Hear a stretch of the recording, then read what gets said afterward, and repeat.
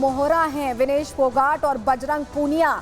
जब शामिल हुए थे कांग्रेस में, जब ऐलान हुआ कि जुलाना से चुनाव लड़ेंगी, यहाँ विनेश फोगाट और बजरंग पूनिया को यहाँ किसान कांग्रेस का अध्यक्ष बनाया गया, कार्यकारी अध्यक्ष बनाया गया, तो किस तरह की जुबान बोल रहे थे? क्या वाकई मोहरे के तौर पर बोल रहे थे? खुद सुन लीजिए आप।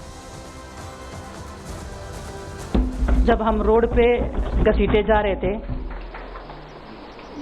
तो छोड़ के बीजेपी को देश में जितनी भी पार्टियां हैं वो हमारे साथ में थी, हमारे दर्द को समझ पा रही थी, हमारे आंसुओं को समझ पा रही थी। मैं बहुत प्राउड फील कर रही हूँ कि मैं एक ऐसी पार्टी में, एक ऐसी विचारधारा में हूँ जो महिलाओं के साथ हो रहा अन्याय और उनके साथ बुरे बर्ताव के खिलाफ खड़ी है। वो लड़ाई लड़ने के तैयार है, सड़क से लेकर संसद तक। जो लड़ाई थी वो जारी है, ख़त्म नहीं हुई है। कोर्ट में हमारा केस चल रहा है, वो लड़ाई भी हम जीतेंगे, ज़िंदगी की जंग भी हम जीतेंगे। खेल में जैसे हमने कभी हार नहीं मानी है, तो हम इस नए प्लेटफॉर्म पे जो आ रहे हैं, देश की सेवा का भाव और सिर्फ बोलने तक सीमित नहीं रहेगा। ये विनेश ने बताया कि बुरे समय में हमारे साथ खड़े हुए। जो आज बीजेपी की IT सेल बोल रही है कि इनका मकसद तो सिर्फ राजनीति करना था, हमने तो उनको लेटर भेजा था, वो जब भी नहीं आए। हमने तो बीजेपी के जो सांसद थी, जितनी भी महिला सांसद थी, उनके घर पे लेटर दिया था, वो फिर भी उन बच्चियों के साथ नहीं खड़े हो पाए। कांग्रेस पार्टी तो बिना कुछ हमने इनको बताया ये वहाँ पे हमारे साथ खड़े हुए। तो देश की बेटियों की जो आवाज़ उठाई उसका भुगतान हम कर रहे हैं। लेकिन ये चीज़ हमें पता लगी कि जो अत्याचार बेटियों पे हुआ जंतर मंतर पे, उसके साथ सिर्फ बीजेपी पार्टी खड़ी हुई और सभी पार्टी हमारे साथ खड़ी थी। तो सुना आपने बजरंग पूनिया और विनेश फोगाट को, वो ये कह रहे हैं कि हमने तो कांग्रेस पार्टी को बुलाया ही नहीं था, वो खुद आ गए। लेकिन ब्रजभूषण शरण ये कह रहे हैं, ये आरोप लगा रहे हैं कि ये साजिश थी, मैं शुरू से कहता आ रहा हूं। और वही स्क्रिप्ट पर, उसी स्क्रिप्ट पर चलते दिखाई दे रहे हैं विनेश फोगाट और बजरंग पूनिया। आगे क्या होगा हरियाणा के इस दंगल में हमारी नजर रहेगी। लेकिन तस्वीर पहले आपको एक और दिखा दें, क्योंकि ये समझना बहुत जरूरी। जब हम जिक्र कर रहे हैं प्रदर्शन का, जंतर मंतर 18 जनवरी 2023, यानी अब से 1 साल पहले 18 जनवरी 2023 की तस्वीर है। ये देखिए, भूपेंद्र हुड्डा जो पूर्व मुख्यमंत्री रह चुके हैं हरियाणा के, उनको आप देख पा रहे हैं यहाँ बैठे हुए हैं। साक्षी मलिक हैं, यहाँ दीपेंद्र हुड्डा को देख लीजिए, उन्हीं के बेटे हैं। और हरियाणा में एक्टिव राजनीति में कांग्रेस की वही दिखाई देते हैं। और जब शामिल भी हुए हैं अभी बजरंग पूनिया और विनेश फोगाट, तो वो दोनों वहां पर मौजूद थे, दीपेंद्र हुड्डा भी मौजूद थे। और ये तस्वीर देख रहे हैं आप, ये देखिए। और एक और तस्वीर, ये राहुल गांधी की तस्वीर है और उनके साथ आप पहचान रहे हैं विनेश फोगाट को और बजरंग पूनिया को। और जब यहाँ विनेश फोगाट गोल्ड मेडल नहीं जीत पाई थी, कुछ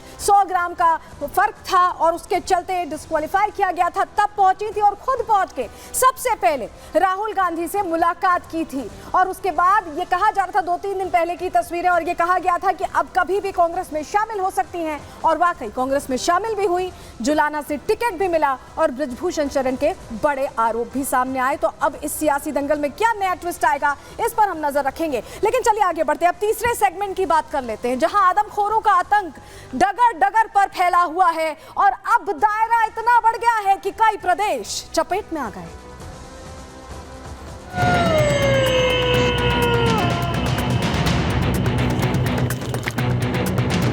दादा, किसने हमला किया? भेड़िया ने हमला किया। उसको पकड़ नहीं किया? पकड़ कहाँ गवा? सब लोग घेरे तो भाग गया। भाग गवा भेड़िया देखा है हमने कि इधर से यह पेड़ पीछे कूदा है रोड पर से में गया। दहशत का माहौल, बहुत ज्यादा दहशत का माहौल है। टाइगर साहब मूवमेंट में है, घर से महिलाएं निकल नहीं रही है। टाइगर यहाँ से आगे की तरफ निकल गया है।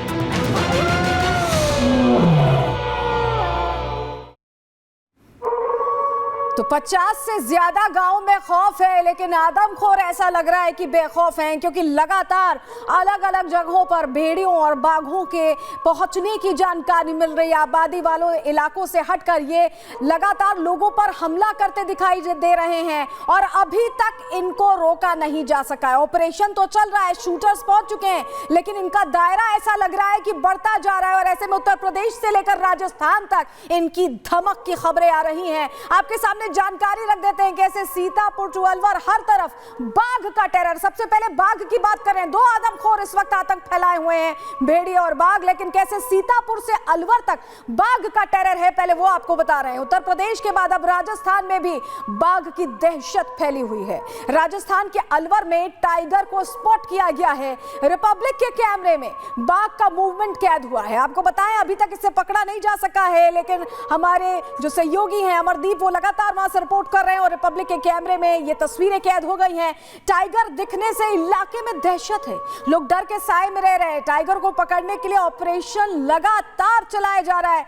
वन विभाग की कई टीमें हैं जो इलाके में तैनात हैं, लोगों के बीच पहुंच रही हैं और जानकारी ले रही हैं कि आखिर बाघ को कहां स्पॉट किया गया। लेकिन चलिए सबसे पहले आपको अलवर की तस्वीर दिखा देते हैं। वो तस्वीर आपके लिए देखना जरूरी है क्योंकि अलवर में वो बाघ जब घूम रहा है तो लोग घरों में कैद हो जा रहे हैं, डर रहे हैं। तस्वीर देखिए, ये आप देख पा रहे हैं, ये फुटप्रिंट्स हैं बाघ के, ये पैरों के निशान हैं जो खेत में देखे गए हैं। बड़े बड़े गन्ने के खेत हैं ये, जहां पर लोग आसपास जो रहते हैं उनके लिए अब घरों से निकलना मुश्किल हो गया है। वो समझ नहीं पा रहे हैं क्योंकि बाघ अगर अटैक करेगा तो आप भी समझ सकते हैं कि किस तरह से डर का साया है। और ये देखिए, पेड़ों पर खड़े होकर ऊंचाई से निगरानी करने की कोशिश की जा रही है कि आखिर बाघ कहां है। और इतने घने ये खेत हैं कि इसमें अगर बाघ छिपा भी हुआ है तो उसे पकड़ना अभी बहुत मुश्किल लग रहा है। हालांकि रेंजर्स की टीम लगातार लगी हुई है, कोशिश यही की जा रही है कि वनकर्मी इसे पकड़ लें।